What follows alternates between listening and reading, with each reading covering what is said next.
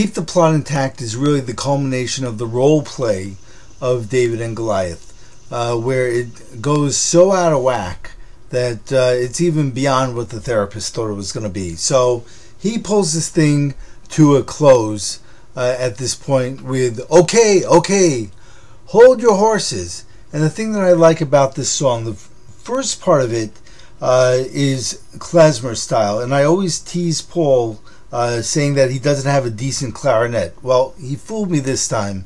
And he really proved himself, and he came up with a great clarinet.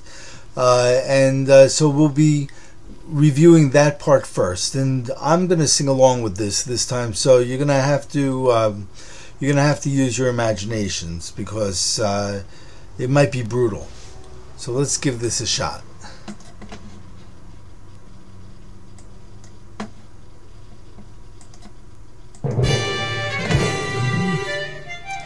It was simple.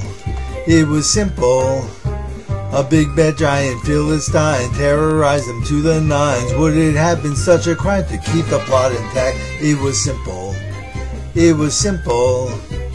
Jesse, father of the boy, a scholar baking his employ. Would it have been such a ploy to keep the plot intact? But you came along and poisoned from its head down to its toys.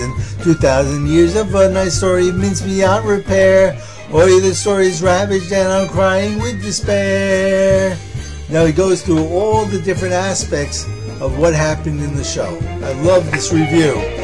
First of all, not Mary Kay, but sacrificing was the way. The prophet covered up his mission on his secret expedition. Peter's an Italian chef and drag queen son and Salisbury head.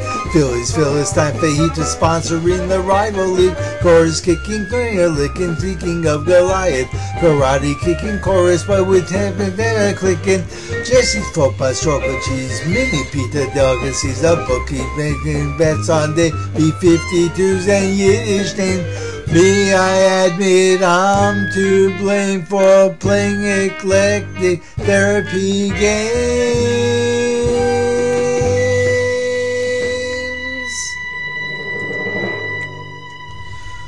So the original idea was that we were going to go straight from this review over here into the therapy round robin. And in this case, each character would get a mini therapy session based on a tune that best represented them. But what happened was I heard something in my head, and what I heard was stopping the klezmer and coming back with something out of left field, something important, something heavily orchestrated, something that was musically beautiful and triumphant.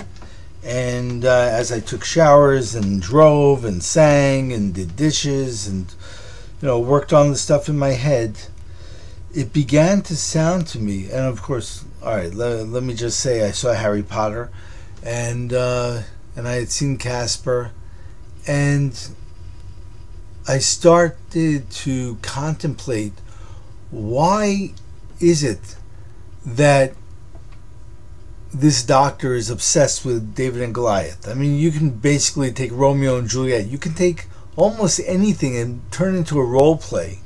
There are strange things about using David and Goliath in role play. For example, wouldn't everybody want to be David? Which is what I started to write about over here in the soliloquy, but it turns out the soliloquy is a little bit too complicated and either needs to be simplified or it needs to be thrown away. But if you're part of the Dropbox, or if you want to be part of it, email rsvptheatrical@yahoo.com for an invitation. You can read this, and you can read it as a separate paper. I included some other thoughts. Why is it that this doctor is so into David and Goliath? Why is it that even if you want to role play David and Goliath, why would you go and collect all of these paintings and statues and go so out of your way to present David and Goliath? So in my mind, it started coming to me and started developing that this sounds to me like the soul of David and Goliath throughout history is crying out mournfully in this next piece. And I was wondering if it's trying to tell me that there's more to the story than just a therapist who's obsessed with David and Goliath. Could it be that, in fact, the therapist is the keeper of the story of David and Goliath, and these pictures and statues and memorabilia are somehow trapped, and he is trying to release them? Maybe in every generation he tries. Maybe this is just his latest plan in trying to release them as a therapist and bringing in representatives of David and Goliath. So here's the next piece, the next orchestrated piece. And here it is. Very short, and just imagine all these mournful voices.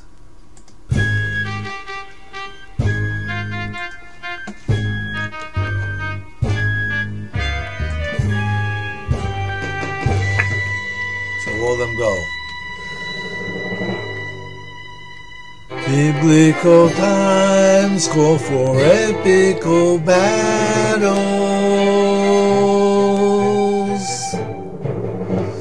Mythical heroes, divinical devils.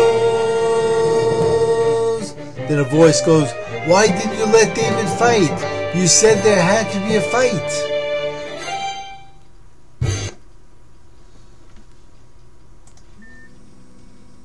So now we're up to the final piece. We're going to skip all these sessions over here.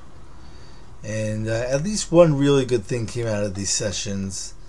And that is Summer Session, which I've expanded into a finale that's going to be really phenomenal. It's going to be unbelievable.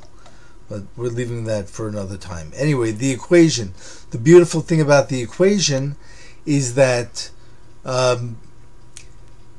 I'm sure the orchestrators for Rex Harrison's recordings will understand this, that even if you're going to speak a vocal, it always has some kind of melody attached to it. Well, Paul told me this, and then we assigned music to a musical melody to certain little pieces that the therapist was about to say.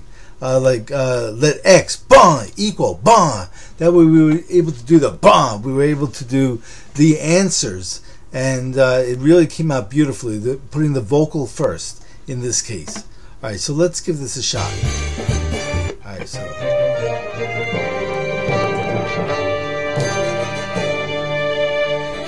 they go, how can we fix this?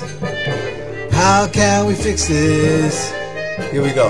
Now here is the equation to avoid that complication. Let X equal David and Goliath over trauma and addiction, self-esteem, abuse, afflictions. Parenthesize it, sum it up, account for creativity. Square that for the grief and strife. Then times that by the Y of life. And what do you get? And then we go into the song Moment of My Life.